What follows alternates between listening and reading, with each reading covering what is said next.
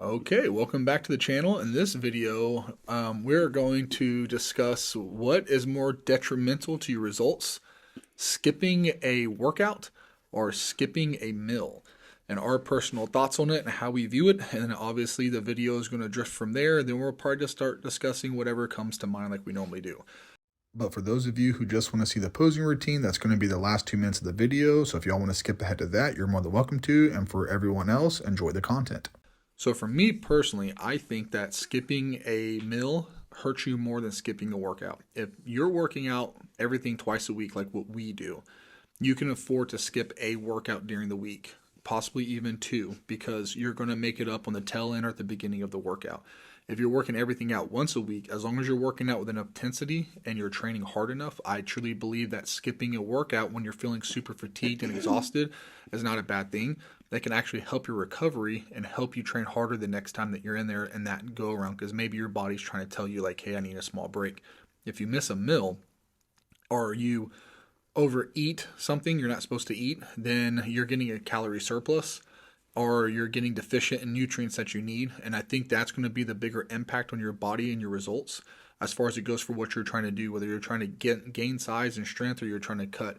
Now, with that being said, too, I'm going to play devil's advocate because I also believe that if you're in such a deficit and you're flat and you're fatigued and you're not having good workouts and your body is so worn out, and then you do actually overeat a meal maybe once, because you're in such a huge deficit, it can actually come out to be beneficial. Because sometimes in my training programs is I'll actually schedule cheat meals in there to have a calorie surplus. Now, when I say cheat meals, it might be something as increasing the rice or increasing the meat or increasing something that I'm already actually eating, or it might actually be just, hey, go out to eat and eat something close to what you're already eating and just eat excessive amount of it without going too deep off the rails.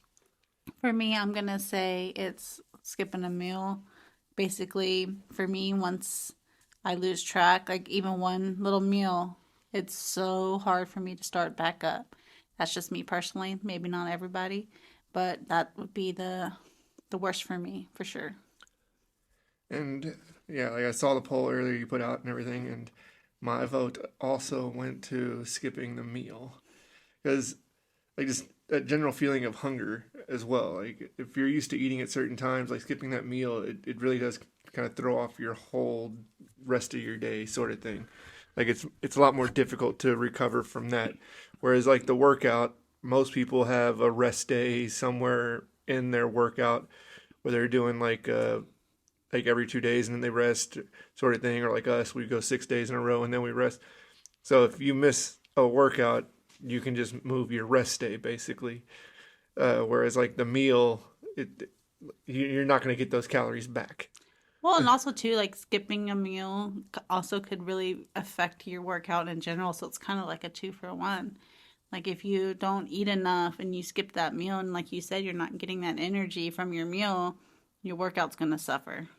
Yeah, I agree with you on that one, especially if you're trying to put size on and you're trying to like get stronger. If you're either training for strength or you're trying to get bigger, if you skip that meal, I do believe that's a lot more detrimental to your training too, because when you get in the gym, it's definitely going to affect you and you're going to feel it a lot more, especially like what you were saying too earlier. If you are used to eating on a scheduled time and then when you get around to that meal, if you're not feeling that hungry, about 30, 40 minutes after that meal passes, you're going to be feeling really hungry, and that's when the cravings are going to hit, and it's going to make it really difficult for you to want to eat your next meal because you're going to be so hungry. Also, with that being said too, I've said this many, many times. Whenever I'm on a strict diet, I don't have cheat meals. I don't plan cheat meals. I don't have anything scheduled. I do my diet 24/7 because the thought of a cheat meal makes me a prisoner up to that meal coming up. So it's just like I look too forward to that meal where it's like, oh my God, I need to eat. I can't wait till Sunday. Come on, Sunday. Come on, Sunday. Sunday needs to hurry up and get here because I want to. And I just start overly thinking about food and what I want to eat and how much I want to eat or where I want to go or what I want to make versus just being like, there's no end to this. So there's no reason to think about other meals or other foods or other things to eat because there's not going to be anything else. This is it. So just clear your mind of all those thoughts and just stick to it. Yeah. Uh, it is. It's really gonna be like a big thing for like messing with you mentally when you do something like that. So like that's why I try to not. And so far, like I haven't missed a meal like that. So like keeping myself on a schedule like that is the far more important thing to me, because the workout is gonna, like, for me, the workout comes at a point in the day where I'm not doing anything else, so all my focus is able to go to that specific task. Like the meals though, like I'm like doing them at work and things like that, so I have to kind of work them in there, but I always do like go I do everything I can to make sure I have the time and can work in my meals, like even when I'm at work or out doing something else in general. Like that's always going to be like the more important one to me, because if I miss that or kind of off track that, it's a lot more difficult for me to correct. Well, not only that too, like I was saying, another indicator on why I'm missing the meals also the harder, like the worst one on you is because you need that nutrition and that meal for recovery as well. So if you don't skip that workout, but you skip that meal, your body's going to probably have a harder time recovering. At least it does for me. Yeah, go ahead. Yeah, and like also like I hate throwing away food to an extent. So like if I miss a meal and I have that meal left over, I cook my food to where I have the exact amounts to break down into my meals over the 2 days whenever I cook. So if I miss a meal and I got the extra meal, it throws off me cooking my other meals. Yeah, I agree with you on Yeah. that one. I cook 3 days at a time worth of food, so I do 18 meals within 3 days. So I cook 18 meals. So if I miss a meal or if I don't eat or something happens, then I have an extra meal or two left over. Then it's just kind of like, oh, this throws everything off, By right? you mean me. Even whenever I eat, like eating my food and stuff like that, just the Tupperware, just the storage in the fridge, just generally everything. And then whenever we buy the food, we cook in quantities for 3 days at a time. And then the meat is set up where the ground meat is set up in the packs that we buy, that it's perfect for 3 days at a time. So there's no real way to kind of bring it back to scale it. So next time we buy, we're breaking even again. So it just kind of throws it all off. So it's just like, oh no, I need to double down on this and double up my portion or something like that. But then again, only if you have a scheduled meal for I guess what people would call a refeed day. Yeah, you end up having extras just kind of lying around, and then it's not as fresh whenever you make your next batch because of that extra. Yeah, I think I could go about 3 days on rice in the fridge. And a lot of people say, oh, well, reheated rice is bad because it actually becomes it becomes insulin resistant. I don't know the science behind it, but I know if you cook rice fresh and eat it, it's supposed to be easily absorbed in the system. And then if you reheat it after you cook it and sitting in the fridge, it actually causes it to be more difficult for your body to break down and absorb. I don't know how true that is. I just know that after about 3-4 days of rice sitting in the fridge, it's not so great. Because I've been doing it like that for years, like decades, and I've never had an issue with it at all. And if it has affected me in a negative way, it hasn't affected me to the point where it's just like any type of negative side effects or anything or downturns. That's the belly fat that won't go away. No, I think that's the estrogen. I think that's what that is. So estrogen or like, water weight or just a lack of, I guess, effort. My food, well, how often do I cook mine? Like twice a week, really. No, you do. Well, it depends on how many meals you're doing in a day and how many you cook. You cook 4 meals at a time, which is for what you store in the fridge, and that's about 2 days worth of food, but you stretch it to 3 because you don't always eat all of it because it's a little bit much for you right now.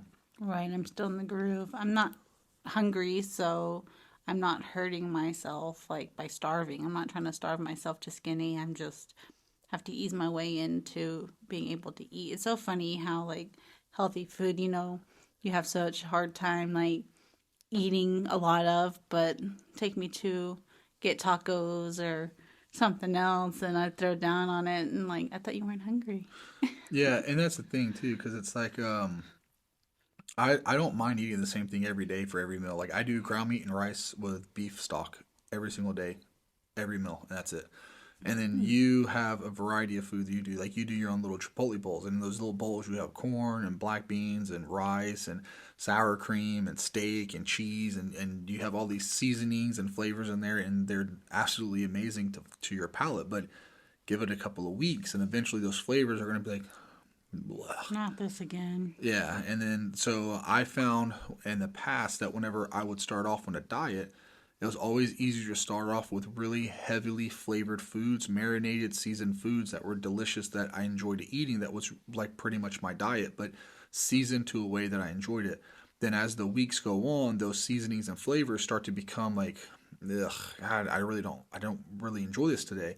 So then I would slowly start pulling back the seasoning and changing it up till it gets to the point where it's literally just like salt and pepper, and then to the point where it's just salt, and that's it. And there's no other seasonings or nothing added. It's just rice, meat, broth, salt, and that's it. You know how I am, though. I'm not a person that's really big on eating the same thing often. It's really hard for me to do that. That's what makes dieting for me hard, and that's what makes me always end up straying off because I get all these like wild ideas in my head, and then I'm like, oh, I'm gonna do this, and, oh no, I'm gonna do this, and then before I know it, I have no idea how many calories I'm eating or how much protein or if it's even healthy anymore. But you know what? It's different. Yeah, I do mine the way I do it out of simplicity, and it makes it easy to prep, and it's a lot less time to cook. But at the same time, like what you said, you start getting these wild hair ideas where you're like taco soup, or I'm going to do this, or I saw this on Pinterest, or I saw this on TikTok, and I saw this or saw that.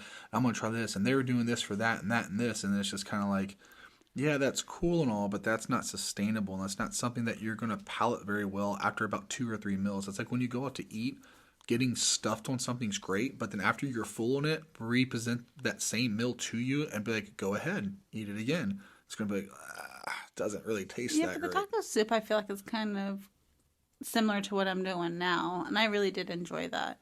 The only difference was it was way more vegetables than it was carbs. The only carb I actually had in it was black beans as well. Yeah. So Okay, what's your intake on it? You like me, you like simplicity. Yeah, like I want the meal to be as simple and easy as possible because when I have to prep it, like I cook like every other day I cook. So I'll cook Sunday night, and those are my meals for Monday, Tuesday, and then Tuesday after I get home from work, I cook again for Wednesday, Thursday, and then Thursday I get home from work and I cook for Friday, Saturday, kind of thing. And like that's how I go about my meals, and I want it to be simple and easy because I want to be able to prep it and get it all put in containers and stored away as fast as possible. Because the longer it takes me to do it, the more I'll find that one day where I go, you know what? I don't feel like doing it today, Yeah. sort of thing. So I try to keep it simple. I do a little bit more than just the beef, like the ground beef with the rice than you do because you keep yours very simple. I do pretty much the same thing though. I do ground beef with rice. I do the beef stock with it, but then I also do just because it helps be more palatable and enjoyable for me because I grew up eating something similar to it as a kid. I add like a sort of gravy kind of thing to it. That's very minimal. It's like cream of mushroom and a little bit of Rotel mixed together, and I separate that in the meals a little like about like 2 ounces a piece into each meal, and I mix it all together because that's something like I said, I grew up eating it, and it makes the meals enjoyable. So I eat those every day. I do 4 of those a day now, whereas last time I was doing 3 a day. So I do 4 of those meals a day, and I really enjoy them.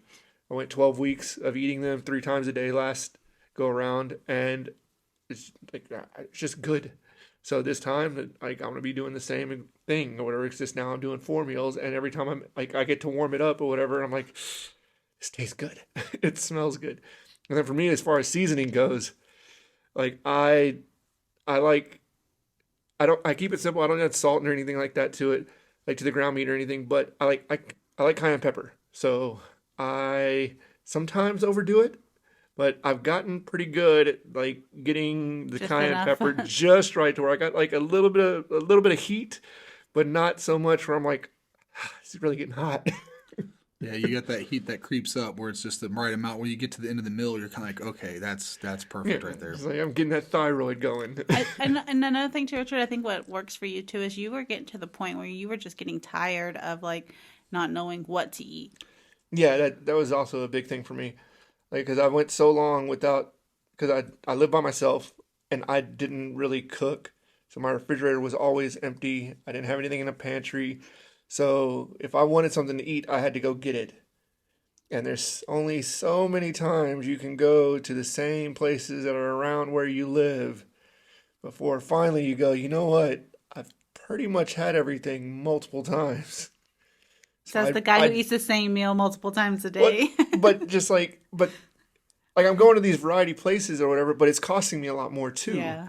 sort of thing. And like yes, I can go to Taco Bell and get tacos or whatever, but I can go to the burger place and it's the same ingredients just put together differently. Bread. Whatever. So I, I just Well, I real got quick, to if you think about that real quick with the ingredients with Taco Bell, right? Let's talk about Taco Bell. They only got like 6 ingredients, and they just mix and match them, and they're like, "Oh, we got 30 menu items." It's like, but do you really? Do you really? but yeah, and so I just get to a point sometimes where it's difficult for me to decide on what I want to eat.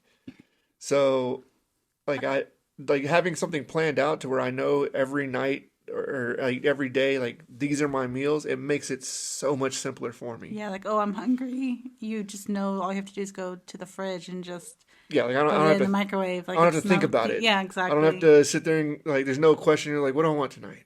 Do I want to go there? No. That's how we were getting on the Do I, deload week. do I want to do this? We No. got tired of trying to decide what to get. And that's two people trying to decide. Imagine Rich being in by himself trying to decide something all the time, what he wants to eat.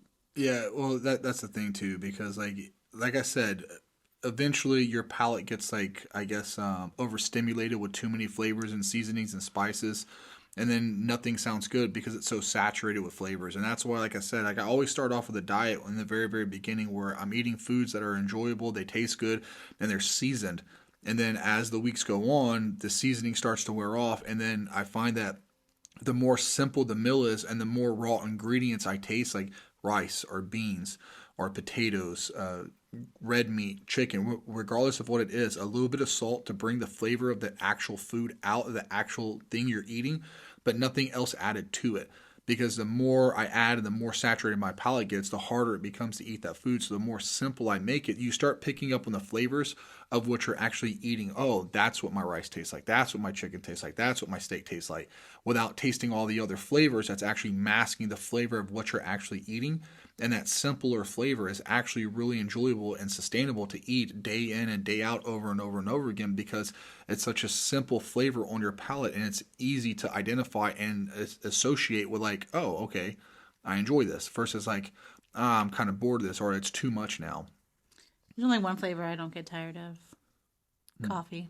Oh yeah, I love straight black coffee.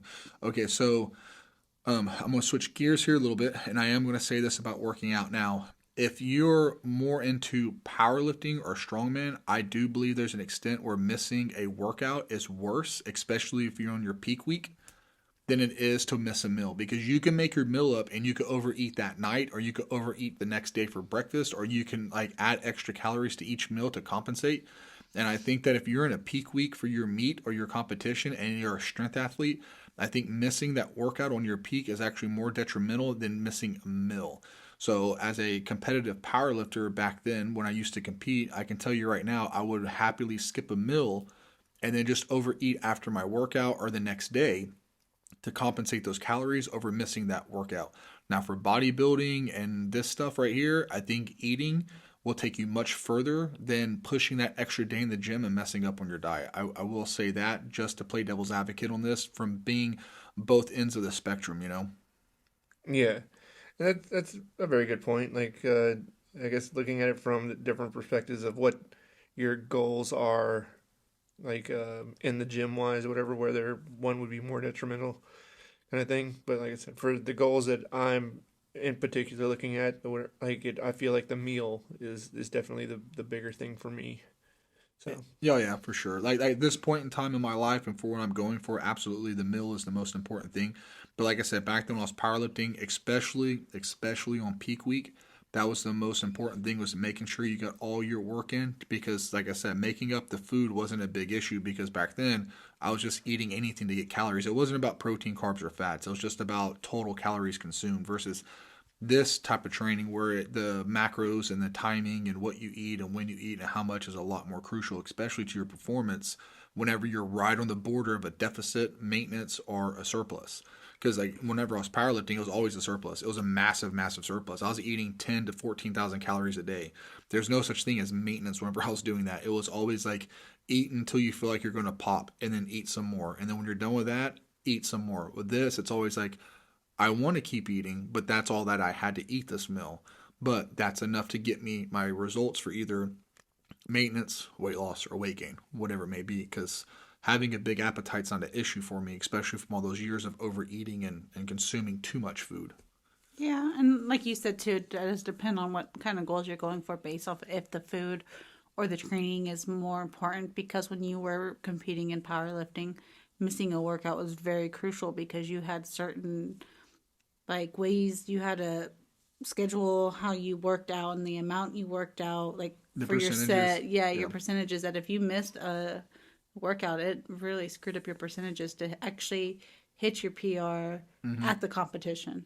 Oh yeah, absolutely. So, but I think I'm gonna leave it off there. There's anything else you guys want to talk about or bring up, or anything y'all want to touch up on? I'm good for tonight. I'm down 2 whole pounds, everybody. 2 whole pounds. I know that you could tell, but it's only 2 pounds. No, hey, that 2 pounds is huge. Like going 2 pounds a week is perfect. I'm actually down. Well, I was 238 at the beginning of the week, and now I'm down to 230. So I'm just out of the 220s again. So I'm down 8 pounds worth of water weight this week. So from whenever I started. Okay, one upper. I was excited about my 2 pounds. Yeah, but your 2 pounds are more Just impressive. kidding. No, well, your 2 pounds are more impressive than mine because you're a lot smaller than I am. You're a lot shorter than I am. So those 2 pounds are a lot more noticeable. I'm a on lot you. what, didn't you? Yeah. I'm sorry, I don't repeat myself. Thank you very much. But Whatever. okay, well, that's it for us, guys, on this one. Thank you for stopping and checking us out. If you've made it this far in the video, if you guys want to go ahead and leave a like, we'd appreciate that. If you haven't subscribed to the channel yet and you've made it this far, let's go ahead and be honest. You should probably subscribe. And if you don't want to subscribe and you don't want to like the video, it's as simple as don't do it. And until next time, we'll see y'all tomorrow. Be there, be square. Later.